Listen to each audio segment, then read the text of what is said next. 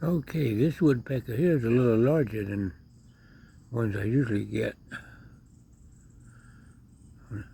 on the suet here. This is Sunday morning, the 7th day of July.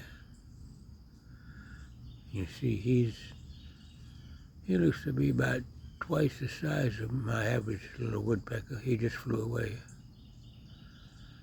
But everybody's out this morning.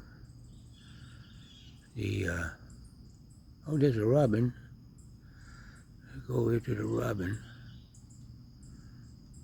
Where's the robin? Oh, he's going down. There he is. There's a robin.